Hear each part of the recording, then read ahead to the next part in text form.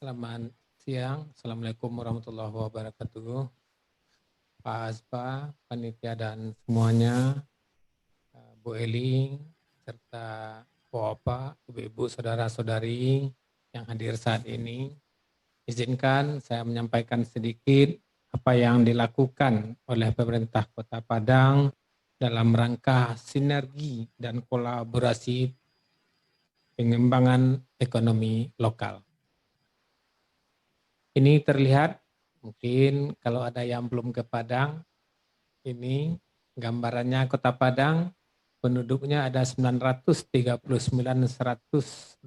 jiwa saat ini. Ada sungai, ada berbagai pariwisata dengan luas 1.414 km persegi. Baik, ekonomi lokal ini sangat menyentuh bagi kehidupan Kota Padang ini, di mana dalam visi Kota Padang baik 2014 maupun 2019 dan saat sekarang RPJM-nya 2019-2020 ini yang merah-merah ini 2019-2024 memperlihatkan bagaimana keseriusan Kota Padang ingin mengembangkan ekonomi lokal. Dari 7 misi, 5 itu menyentuh langsung kepada kegiatan ekonomi lokal tentunya. Kemudian ada dikhususkan lagi, ada 11 program unggulan 2019-2024 ini terlihat diantaranya adalah melanjutkan pengembangan kawasan wisata. Nah, tentunya wisata ini akan bisa menggerakkan UMKM yang ada di sekitar Kota Padang ini.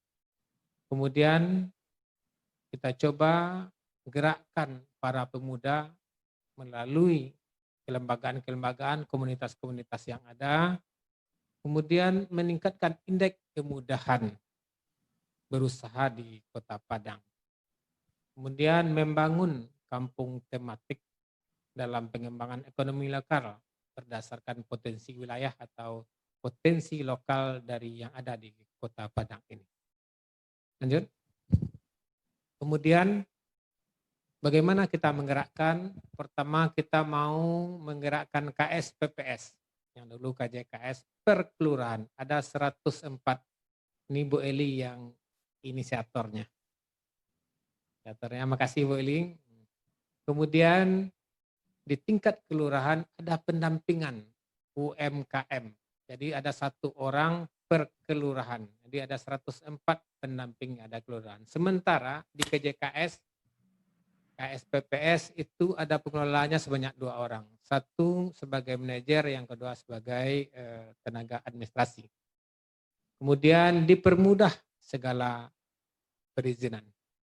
Agar kegiatan ini optimal, maka sosialisasinya sangat tajam sekali oleh OPD terkait secara terpadu. Misalnya Dinas Koperasi dan UMKM, kemudian Dinas Tenaga Kerja dan Industri, bagian perekonomian, Dinas Perdagangan secara terpadu bagaimana menggerakkan UMKM yang ada di Kota Padang ini berbasis ekonomi lokal.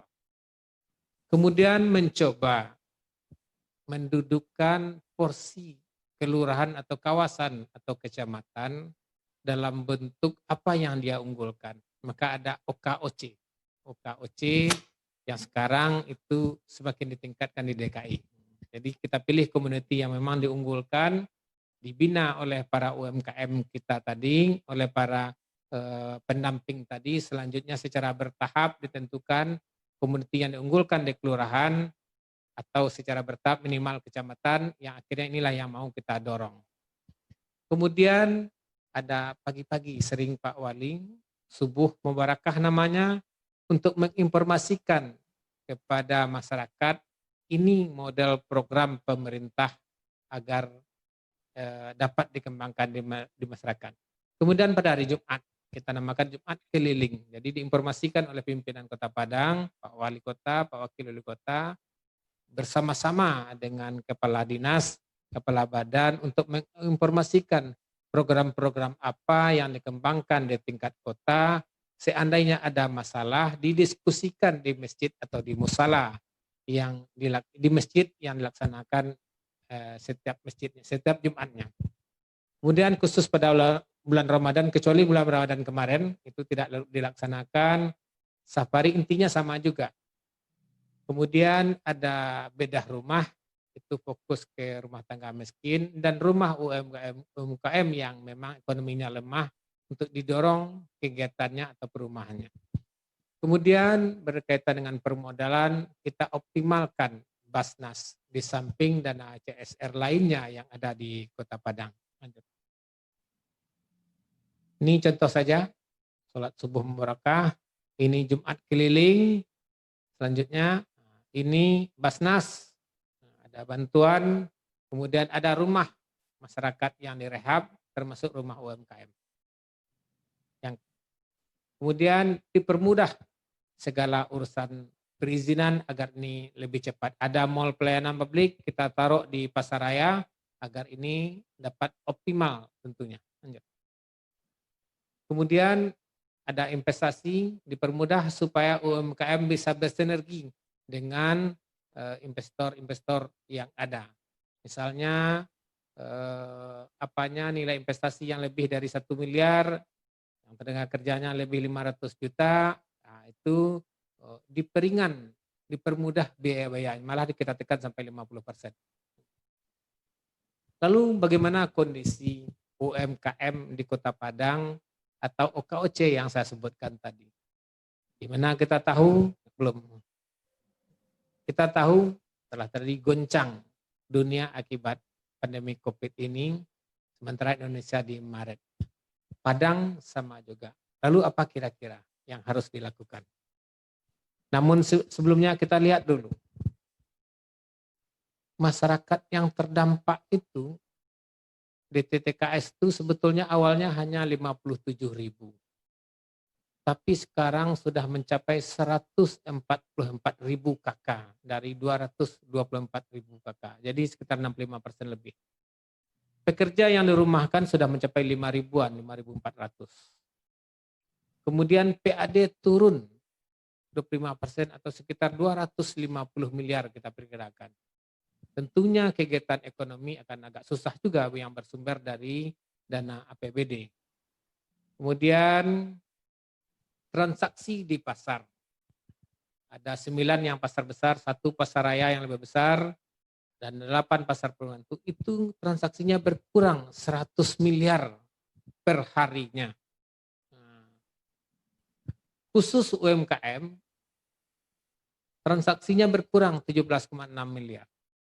12.000 UMKM yang terdampak, termasuk kuliner, retail, dan lain-lainnya. Apalagi ultra mikro. Ultra mikro ini banyak yang berjualan, tentengan, asongan. Kemudian ada yang berjualan di sekolah-sekolah. Nah, ini mencapai sekitar 11.000. Ini kita perlihatkan kondisinya di mana semula perkiraan pertumbuhan ekonomi itu sekitar 6,5%, tapi akhir 2020 ini mungkin sekitar 2%. Ini kondisi real yang terjadi. Pengangguran 8,7 diperkirakan sudah mencapai 11,01%. Ini kondisi kita di Kota Padang. Lanjut. Lalu tantangan yang saya sebutkan tadi apa yang harus dilakukan? Pertama, pertumbuhan ekonomi sangat berkurang drastis. PAD juga berkurang. Kemudian pembiayaan pembangunan di sektor kesehatan jauh lebih meningkat karena banyak yang alat-alat APD yang perlu kita beli agar ini dapat kesehatan masyarakat terjamin. Kemudian angka kemiskinan juga meningkat, pengangguran juga meningkat, UMKM yang terdampak meningkat, dan mungkin dalam minggu ini karena sudah transisi, diperkirakan sudah mulai sedikit lebih baik daripada sebelum-sebelumnya kondisi UMKM kita. Lanjut. Lalu strateginya apa? Yang pertama kita lakukan pendataan. Mana UMKM yang betul-betul terdampak seperti yang saya sebutkan tadi. Setiap minggu datanya selalu bertambah. Minggu kemarin ini sudah mulai stabil, kita berharap minggu berikutnya akan bisa berkurang. Kemudian bagaimana ketahanan pangan. Kalau ketahanan pangan agak melorot, ini akan berpengaruh kepada stabilisasi. Jadi berbasis pangan ini nanti kita gerakkan yang namanya program. Bahasa Minangnya Ube Mesra. Usaha tabe, kolam maksudnya menanam bersama masyarakat. Jadi kita hidupkan lahan-lahan yang terlantar agar bisa produktif. Nah, kemudian selanjutnya bagaimana komoditi unggulan yang telah ditetapkan tadi ditingkatkan kembali perannya per kelurahan supaya UKM bisa bergerak. Dari semua itu perlu keuangan. Maka kita perkuat kelembagaan keuangan yang 104 tadi KSPPS. Kemudian membeli satu BPR yang kita harapkan ini akan menjadi BPRS syariah. Insya Allah ini dalam proses. Kemudian mendorong 10 lembaga keuangan, lembaga zakat, dan penempatan dana CSR yang ada di Kota Padang ini. Selanjutnya dilakukan pendampingan berkelanjutan. Jadi dalam UMKM ini melalui Dinas Koperasi dan UMKM selalu ada 2 orang per kelurahan untuk mendampingi mengelola KSPPS dan 1 orang untuk sebagai pendamping UMKM di Kota Padang. Di Kota Padang ini per kelurahan. Di tingkat kecamatannya juga ada, di tingkat kota juga ada. Kemudian kita mendorong bagaimana usaha yang memang jitu, maka harus ada alih usaha yang dilakukan. Alih usaha yang dilakukan misalnya kita mendorong sekarang bagaimana model masker. Model masker yang semula seperti biasa saja, kita mau masker ini modeling lah, model seperti seiring dengan perkembangannya. Kemudian didorong terus bagaimana digitalisasi, diperbanyak kerjasama. Selanjutnya diperkuat komunitas-komunitas yang ada, baik melalui tingkat-tingkat kelurahan maupun melalui lembaga-lembaga atau organisasi dari UMKM ini sendiri. Ini contoh program KSPPS. Ini Pak Wali sedang memperlihatkan program ini adalah untuk pengentasan kemiskinan dan pengangguran termasuk dalam kondisi pasca COVID ini, fasilitasi permodalan. Kemudian sekarang sudah ada badan hukum sebanyak 76 KJKS. Ini rintisan kembali, ini adalah rintisan Bu Eli sekitar tahun 2008 di Kota Padang. Asetnya sekarang sudah 43 miliar. Yang dihibahkan oleh Pemko sebanyak 21,21 miliar. 21 miliar dan aset masyarakat 22 miliar. Ini yang mau kita dorong agar ini bisa berkembang sebagai basis keuangan dari UMKM yang ada. Nasabah sudah 15.500. Kemudian pelatihan kita selalu giatkan agar ini bisa berkembang terus bagi pengelola dan pendamping yang ada. Kemudian UMKM di Kota Padang ini ada 84.273 KK. Inilah yang disebutkan tadi 1 orang per kelurahan sehingga bisa mendorong agar UMKM yang 84.000 dan saat ini terkena terkena COVID juga UMKM-nya, maka kita agar ini bangkit kembali. Jadi mungkin kita belum bisa naik kelas, tapi minimal masuk kelas. Kita usahakan masuk kelas kembali atau pindah kelas.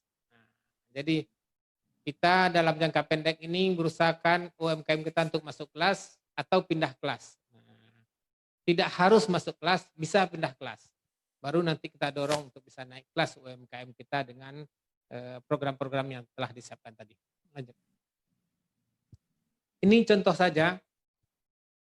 Apapun yang dikembangkan sekarang dengan kondisi khususnya COVID ini, new normal ini, agar UMKM bisa berubah dari pola lama marketingnya ke pola baru, walaupun sudah berjalan juga.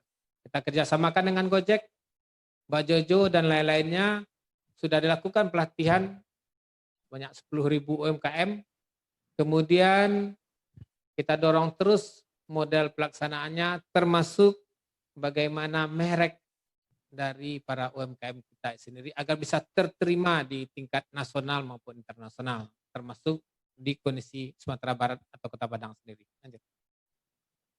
Mungkin ini sekilas informasinya berkaitan dengan bagaimana UMKM di Kota Padang yang insya Allah selalu berbenah terus pengkonya dan bekerja sama secara terpadu. Yang terdepan dinasnya ada 3, dinas koperasi, dinas perindustrian, dinas perdagangan, selanjutnya disokong infrastruktur jalan misalnya oleh PU, DPR KPP dan lainnya. Semoga UMKM kita ke depan lebih baik lagi. Terima kasih. Mohon maaf. Assalamualaikum warahmatullahi wabarakatuh.